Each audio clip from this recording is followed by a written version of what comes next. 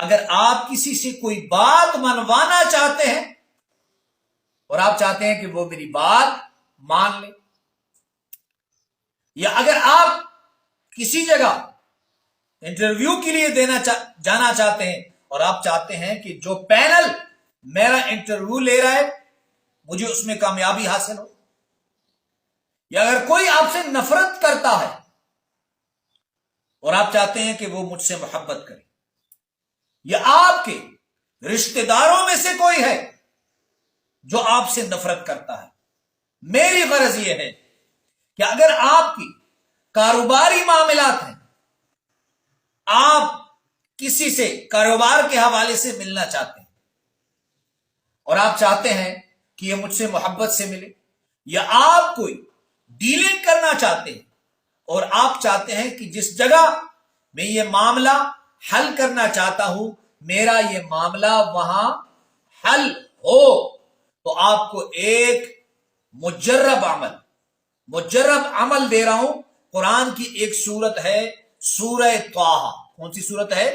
سورہ طٰہٰ۔ اس کی ایک آیت ہے، اس آیت کو آپ نے 21 مرتبہ پڑھنا ہے ایک بسم اللہ کے ساتھ، اول آخر درود شریف پڑھ کر۔ آپ نے اول آخر درود شریف پڑھ کر یہ سورت طٰہٰ کی آیت نمبر 39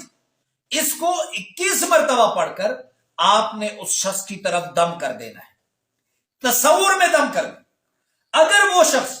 سامنے بیٹھا ہے اور آپ چاہتے ہیں کہ یہ میری طرف متوجہ ہو، یا کوئی ایم پی اے ہے، کوئی ایم این اے ہے، یا آپ کسی سیکریٹریٹ میں گئے ہیں، یا وفاق کی سیکریٹریٹ، یا صوبائی جو پشاور، کوئٹہ، کراچی، لاہور کی سیکریٹریٹ میں ہیں، آپ بیٹھے ہیں کسی آفیسر کے سامنے یا M P A M N A کے سامنے، اور آپ چاہتے ہیں کہ جس کام کے لیے میں آیا ہوں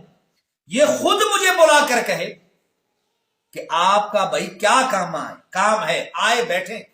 میں نے تو خود تجربہ کیا ہے کہ کسی کام کے سلسلے میں میں گیا، میں نے عمل کیا، تو وہ خود اس نے ایک شخص کو میرے پاس بھیجا کہ مولانا صاحب آپ آئیں، آپ کا کیا کام ہے کہ میں اسے کہوں۔ تو آپ نے یا سامنے پڑھ کر پھونک دینا ہے، اگر تصور میں ہے تو تصور میں پھونک دینا ہے، بسم اللہ الرحمن الرحیم وَأَلْقَيْتُ عَلَيْكَ مَحَبَّةً مِّنِّي وَلِتُصْنَعَ عَلَىٰ عَيْنِي۔